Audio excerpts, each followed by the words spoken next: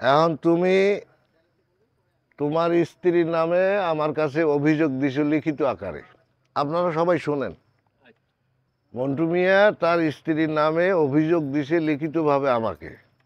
সেই অভিযোগটা আমি পড়ছি। তো সেই অভিযোগের পরিপ্রেক্ষিতে এখন আমাকে তো একটা ফয়সালা দিতে হবে এই মজলিসে। তো সেই কারণে আমি আপনাদের সাথেও একটু কথা বলবো এবং তার স্ত্রী এবং তার মায়ের সাথে আমি 2-4টা প্রশ্ন করব। তো এই সবাই কি এই মজলিসে কি মন্টু মিয়া তোমার স্ত্রী আছে? মাদর সাহেব আছে, আপনি পিছনে বসেন। আচ্ছা, ঠিক আছে। তাহলে এখন আমি একটু প্রশ্ন করবার চাই। বলেন। তো মন্টুর মা, বলেন মাতবর সাহেব। তো আপনার ছেলে মন্টু মিয়া আমার কাছে যে অভিযোগ করেছে সেই অভিযোগটা আমি পড়ছি। তো এখন এই অভিযোগ সম্বন্ধে আপনি কি কিছু জানেন? জি মাতবর সাহেব জানি। আচ্ছা, তো যদি জানে থাকেন তাহলে আপনার এই ছেলের বউকে আপনি এই বিষয়ে কোনো শাসন করছিলেন বা তাকে কোনো এই কাজ যাতে না করে বলছিলেন কিছু? মাতবর সাহেব, শাসন করার অনেক চেষ্টা করছি, সে আমাদের কোনো শাসন মানে না। তাকে বললে সে বলে যে এসব করার আমার অধিকার আছে। আপনার যদি ভালো না লাগে আপনার ছেলেকে বলেন যে আমাকে ডিভোর্স দিয়ে দিতে। আচ্ছা, বলার পরও সে শোনে নাই? না। আচ্ছা, চমৎকার। তো এখন আমি এবার মন্টু মিয়ার স্ত্রীর সাথে একটু কথা বলতে চাই। তো মন্টু মিয়ার স্ত্রী কি আমার প্রশ্নের জবাব দেওয়ার জন্য তৈরি আছেন? যে মাতবার সব আমি সদা প্রস্তুত, আপনি বলতে পারেন। আচ্ছা, চমৎকার। বৌমা, তাহলে তোমার নাম যেন কি? যে আমার নাম নাজমা আক্তার, কিন্তু ফেসবুক আর টিকটকে ওই কুহিলি আর মায়াবিনী দেওয়া আছে। আচ্ছা, কি এটা বুঝলাম না। আরে মাতবর সাহেব বুঝেন নাই, হ্যাঁ, ওনার নাম হইছে নাজমা আক্তার। আচ্ছা, আর ওই যে কোহিলি আর নিরহারা পাখি কইলো না, হ্যাঁ। এটা হইছে ফেসবুক, ইউটিউব, টিকটক, এটি চালায়। এটির মধ্যে মনে করেন বিভিন্ন নাম দিয়ে এক একজনে চালায়। ও, মানে উনি ওই বৌমা এই আরো দুটো নাম দিয়ে একটা জিনিস চালায়। হ্যাঁ হ্যাঁ হ্যাঁ। ও আচ্ছা আচ্ছা আচ্ছা আচ্ছা, বুঝতে পারেন। তাহলে মূল নাম হলো নাজমা আক্তার। যে আমার নাম নাজমা আক্তার, কিন্তু ফেসবুক আর টিকটকের নাম নিরহারা পাখি আর কোহিলিকা। মাতবর সাহেব, আমরা তো তারে নিরহারা পাখি নামে চিনি, কিন্তু সে যে দেশের কত বড় ভাইরাল লোক এটা তো আর আপনারা জানেন না মাতবর সাহেব। তাই তোমাকে বাড়তি কথা কে বলতে বলেছে? আরে বাবা মন্টু মিয়া, তুমি এত চেতেছো কেন? কারণ আমার বিচার করতে গেলে তো সবার ওপিনিয়ন গুলো, মানে সবার অভিমত গুলো আমার জানা দরকার। তো এটা আমি শুনবো না? তুমি চুপ করে থাকো। কি বলেন আপনারা? ঠিক ঠিক। হ্যাঁ, মাদর সাহেব, সমস্যাটার কারণ আছে। এই মহল্লার ছেলে পেলে সবাই মিলে আমার বইয়ের মাথাটা খাইছে। আমি কি বেসামাল হয়েছি সেটাও মাতবার সাহেবরে বলেন। তুমি চুপ করো। এখানে বিচার করতে এসেছে, মাদবর সাহেব যেটা বলবে সেটা তোমাকে মেনে নিতে হবে। অবশ্যই মাইনা নিব, কিন্তু উনি বিচার করার আগেই তো আপনি হুমকি ধামকি দেওয়া শুরু করে দিচ্ছেন। দেখেন মাতবর সাহেব, ও হচ্ছে আমার ছোট ভাই, আর ওর বইয়ের এসব কীর্তিকলাপের জন্য আমি বাসায় আমার বাড়িতে মুখ দেখাতে পারি না। পাড়ার লোকজন এসে সব সময় ওর বইয়ের জন্য আমাকে কথা শোনায়। এসব কার সহ্য হয় বলেন তো?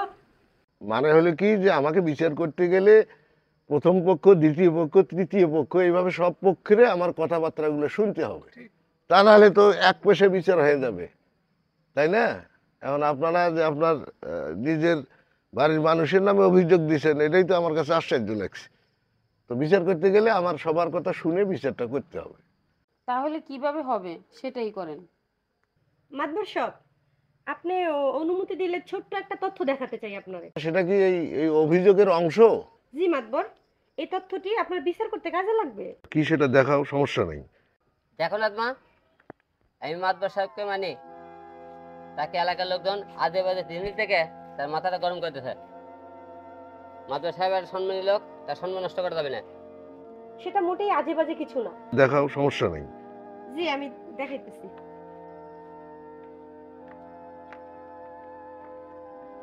মাতবর সব এই যে এটা দেখেন, এখানে কি দেখা যাইতেছে? এটা তো কি, এটা কোহিলিকা কি জিনিস এটা? এটা হ্যাঁ, হ্যাঁ, কোহিলিকা। এইটা হইছে আমার টিকটক আইডি। টিকটক আইডির গত মাসের রেভিনিউ, গত মাসে আমি এই টাকাটা কামাই করছি। এটা কত? 1,37,000 টাকা। জি এটা তোমার না, তুমি পাইছো? জি।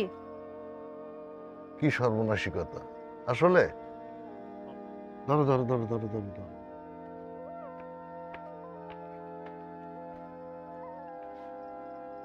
তো এখন মন্টুর মাও,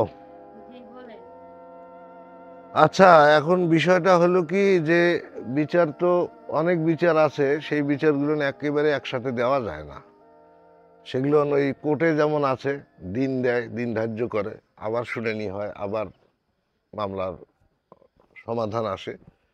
তো আমরাও এইরকম যেহেতু একটু বিতর্কিত বিষয়টা, এটা নিয়ে একটু হয়তো আমাদের আলোচনা হয়তো আর একদিনও মিটিং হলেও হতে পারে।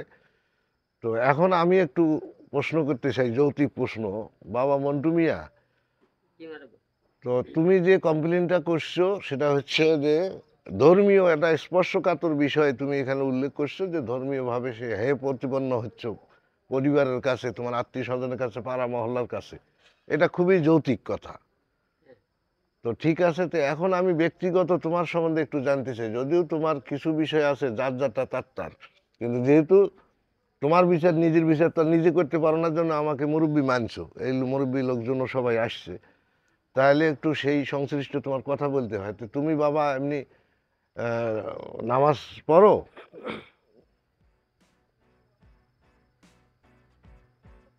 মানে তুমি নামাজ একক তো পড়ো না, করি কম। শুক্রবারে খালি শুধু পড়ো? হ্যাঁ, এই শুক্রবারে যাই। আচ্ছা আচ্ছা আচ্ছা, চমৎকার কথা। মন্টু মা, মন্টু মা, জি মাতবর সাহেব। আচ্ছা বাবু, আপনি কয়েক তো নামাজ পড়েন? না মানে মাতবর সাহেব সংসারের কাজ কাম নিয়ে ব্যস্ত থাকি, তো এই জন্য নামাজ পড়ার সময় পাই না। আচ্ছা আচ্ছা, মানে সময় পান না, তবে ওই ওই ধরেন রমজান মাসে একটু পড়েন, তাই না? হ্যাঁ, রোজা রাখি। হ্যাঁ, রোজা তো রাখেন আর কি। আচ্ছা, সেটা ব্যাপারটা হলো কি যে আপনি ওই মাসিক বছরই নামাজি আর কি আর কি। তো এখন যে বিষয়টা সেটা হলো যে আমি আপাতত একটা ছোটোখাটো ফয়সালা আপনাদের দেই, আপনারা যদি মানি নেন নিবেন, না নিলেও এটা আপনাদের ব্যাপার। তো সে ফয়সালাটুকু হলো যে অ্যাটলিস্ট 15টা দিন আপনারা 5 ওয়াক্ত নামাজটা পড়বেন। ইনশাআল্লাহ মাতবর সাহেব। একদিনও কায়দা দেবেন না, কোনো কারণে, কাজের কারণে কায়দা হলে সেটা আবার কায়দা পরে নেবেন। তো এটা কি পারবেন আপনারা? জি পারবো। মন্টু মিয়া, তুমি কি বলো? কি? আচ্ছা, চমৎকার। তো এখন যে বিষয়টা, তো তাহলে আমি এই 15 দিনে আমি যদি দেখি যে তোমরা 5 ওয়াক্ত নামাজ পড়ছো, সত্যি করে বলবে যে পড়তে পারছি, তাহলে একটা বিচার আবার হবে। আর যদি তোমরা পড়তে ব্যর্থ হও, তাহলে 15 দিন পর আমি একটা বিচার দেবো, সেই বিচারটাও তোমাদের মানে নিতে হয়। কি বলবেন? হ্যাঁ ঠিক কথা কইছেন। কারণ যেহেতু তোমরা ধর্মীয় ব্যাপারটা দিছো, তোমার বউ তোমাদের ধর্মের ক্ষতি করতেছে, যে তার বোন বলল যে আমাদের এরকম পাড়া মহল্লা আসি দিচ্ছে, এটা একটা খুব খারাপ বিষয় না? কিন্তু যেটা যৌক্তিক বিষয়, সেই মানুষটা কিন্তু ইনকাম করতেছে, এবং সেই টাকাটা কিন্তু তার বাপের বাড়িতে দিচ্ছে না, এই সংসারে দিতেছে। এটা সত্যি কিনা মন্টু মিয়া? হ্যাঁ, সত্যি। হ্যাঁ হ্যাঁ হ্যাঁ। তো এটা তো যেহেতু মানছেন আপনারা, যে আমরাও বছরে এত টাকা কামাই করতে পারি না, কিন্তু সে কিভাবে আসতেছে, এটা কিভাবে তৈরি করছে, অনলাইন না কি যেন হয়েছে, এটা একটা খোদারে কুদরত আর কি। তো সেটা একটু মাথায় রাখবেন। আর এই 15টা দিন পরে আমি আবার নিচ থেকে আসব লোকজন নিয়ে, তারপরে বিচারের ফয়সালাটা দেবো। ঠিক আছে? ঠিক আছে, শুধু আমাকে বললেন নামাজের কথা, হ্যাঁ আমার বউকে বলেন সে যেন নামাজ পড়ে। মাতবর সাহেব, হ্যাঁ, আমিও কাল থেকে নামাজ পড়মু। মাশাল্লাহ মাশাল্লাহ মাশাল্লাহ। মাদবর সাহেব হ্যাঁ শোনেন, বলো।